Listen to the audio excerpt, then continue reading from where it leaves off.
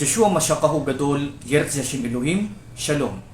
Purihin ang pangalan ng ating Panginoong Kristo na siyang daan, buhay at katotohanan.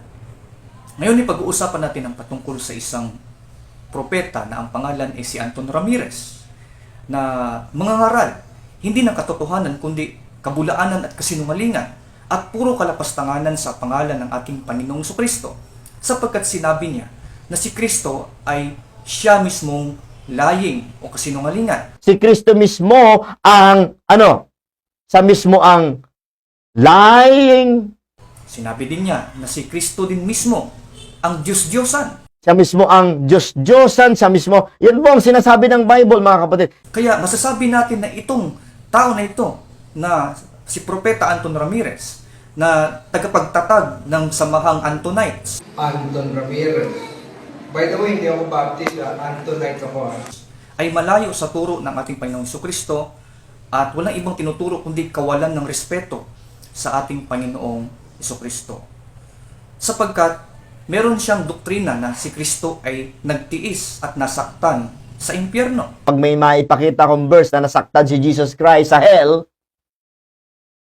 ay mabisto kang hindi naniniwala talaga sa Bible. Pumunta sa apoy. Nakaranas daw si Kristo ng ikalawang kamatayan o second death. Jesus Christ experienced the first and second death for you and me. Hindi lamang na si Kristo ay nakaranas daw ng second death. Sinabi niya na ang second death, ito daw ay ang lake of fire. Ang sabi ng Revelations 21 verse 8, Revelations 21 verse 8, but the fearful and unbelieving and the abominable and murderers and whoremongers and sorcerers and idolaters and all liars shall have their part in the lake which burneth with fire and brimstone, which is the second death. Pero sinasabi niya na si Kristo ay hindi pumunta sa lake of fire. Mas mabuti siguro na sabihin ko na hindi siya sa lake of fire pumunta. So hindi lamang siya propeta ng kasinungalingan, kabastusan sa pangalan ng ating Panginoong Kristo, siya din ay propeta ng kaguluhan at contradiction.